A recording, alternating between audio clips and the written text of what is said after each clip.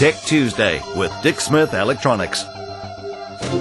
It's time to talk technology. Bill Brown from Need a Nerd. Very good afternoon to you. Good afternoon, Danny. How are you? I'm very good, and thanks to thanks to our sponsors for letting you be here with us. Dick Smith Electronics, mate. That is fantastic. Now, look, Bill, there's a few things I want to bounce around this afternoon. Yep. I've seen a lot of headlines lately, a lot of people talking about security, but there's really two levels of security on our computers. There's the security of the computer, the hardware and software, i.e. worms, viruses, and that kind of stuff. Yeah. But sometimes we forget about our own personal security and family security. That's absolutely right, and it's becoming more and more of a concern these days too, with the prevalence of the internet in people's homes and with your children or teenagers potentially giving out some personal information. It can be a big problem.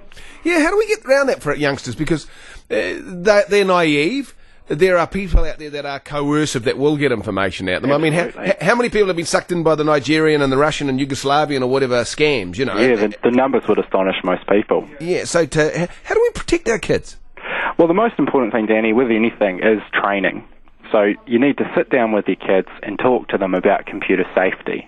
And that's things like not giving out private information over the internet, even via chat programs, so things like mobile phone numbers, home phone numbers, addresses, even sometimes their real names and so on, because you need to explain to them that, you know, they don't know who the other person at the other end of the line is, and they need to be very clear on that.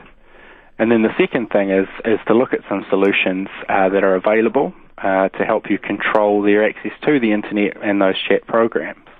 There's some very good products around, many made by the leading antivirus and anti-spyware vendors. An excellent one we've come across recently is called Family Safety, and that's actually made by Microsoft, and it allows you to control where your kids are going on the internet and to make sure that they're not giving out personal information either on web pages or via chat.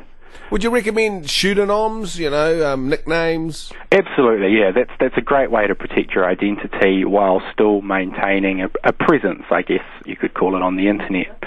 People will come to know you by your pen name, by your pseudonym, and that's great, but it means that no one can actually find you based on that information. Well, I guess that's one way of us taking care of our kids' security, our own personal family security. Absolutely. What about the worms and the viruses, man? I mean, I had some guy once say to me, I reckon that the firewall makers make the worms and the viruses just so they can update the firewalls, you know what I mean? Oh, it'd be a good way of increasing business, wouldn't it? But, generally speaking, they're made by people usually intentionally to have a bit of fun or to fool with people. Occasionally some of the viruses that come out are designed to attack other people.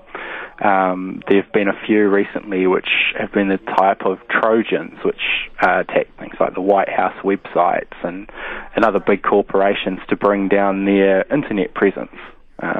Is one of the reasons why they've been written, obviously, by people who weren't very happy with that company. Yeah. They are becoming more and more prevalent these days, and you do need to do something about protecting yourselves from them. Now, Bill, you're happy to take some questions from our callers? Yeah, absolutely. Okay, well, you stay there, don't you disappear there. Bill Brown, Need a Nerd, brought to you by Dick Smith Electronics. He's here to answer your questions. So if you've got any security questions, maybe about the family, about your computer, hardware, software, or just your own personal stuff when it comes to being online, get on the phone now, 0800 80 1080, a Tech Tuesday, News Talks every it is a Tech Tuesday, and we've got a My Free View PVR to give away to one of our lucky callers. Anthony, you got a question for Bill? Hey Dan, hey Bill. Hey, good. I'm just wondering what the best antivirus would be. Would I have to buy one, or can you? Because there's a lot of free ones on the net at the moment. Yeah, you're absolutely right. I mean, it does come down in some ways to a matter of personal preference.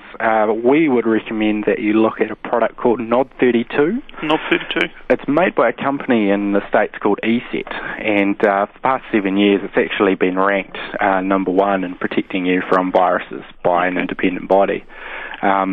Certainly, you're right, there are free alternatives out there, such as AVG, Avast. There's quite a few. Can you use them in conjunction with that? You shouldn't run more than one antivirus product. They tend to fight and detect each other as viruses. Oh, okay. Yeah. The knob, is that K-N-O-B? N-O-D. Nod32, yeah. Nod. Made by ESET. Awesome. Cheers, mate. So how do we go about getting Nod32? You just buy it from a retailer like Dick Smith, or do you go online? What do you do? Yep, some retailers stock it in the box product. You can also grab it online at ESET, that's ESET.co.nz. Thanks for that. Hello, Dominic. Yeah, hi there, Danny and Bill. Hi, Dom. I'm not sure if this is your domain, but I got a security system set up in the home with 4 cameras, and it records what it sees. I think it's an $800 deal that Dick Smith has. Yeah.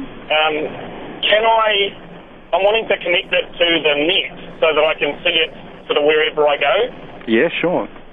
Where does it How do I record go about to? that? It just records to the hard drive box that came with the unit.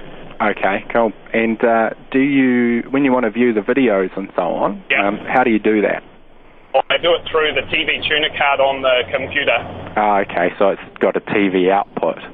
Yes. It would be quite complicated to hook that up so that you could view it over the internet. I see. You'd have to check the manual for the gear that you purchased, the hard drive. May include some instructions on hooking it up to a network. And if it can be networked, then you will be able to view it over the internet. Okay, so it's just a matter of hooking it up to the network. Yeah, if that is possible. And then there's a few bits and pieces of the setup you have to do within your network, and you'll be able to access it from outside. Do you know who I might talk to regarding that? Yeah, I'd recommend you give Need a Nerd a call, which is 0800 Need a Nerd, which is 0800 633 326, and we'll be able to help you with that. Very good. Thanks very much. Not a problem. Good on you, Dominic. Hello, Martin. Hi, Dan. Hi, Bill. Hello. Look, I've got 2 kids, a 16 and a 13-year-old. Both of them got iPods. They've both got completely different sort of ranges of music. Sure. And every time my daughter wants to sort of buy a song and then download that, she has to unclick all her brother's stuff.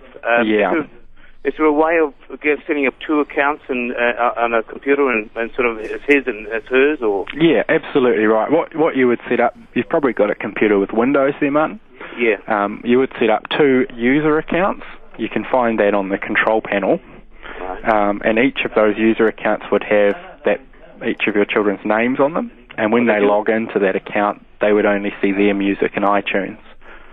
Yeah. Oh, right, okay. But in their user accounts, they've got things like their documents and their bits and pieces. That's exactly right. Their emails, their pictures, all individual. Yeah. Oh, right, okay. As far as emails, they just get the one email. Well, I know we've got different email addresses, but they only use the one email address. As far as buying things like that, they use it through my credit card and my email address. Yep, so, sure. Well, they would be able to access that one email account from both of their user accounts if you chose. Martin, you're a very generous dad. Haven't you heard of User Pays? Oh, no. The songs are $1.79. I'm making pay $2. So. Turn a profit. I take it back, you terrible dad. Thanks for that. Not a problem. All the best, Martin. Hello, Akesh. Yeah, hi, Jenny. Hi. I have maybe a little bit out of this question that if we are using a Mac product, like an Apple Mac product, do we need to worry about the antivirus, some software, or kind of hackers? Yeah, sure. Not as much. Because Macintosh computers only account for somewhere around the sort of 20% mark of all the computers in the world, there aren't so many viruses and spyware made for Macintosh. You should still run an antivirus program. We would highly recommend it, but the chances of you actually coming across something that'll infect you are much, much lower because you have a Mac. Yeah.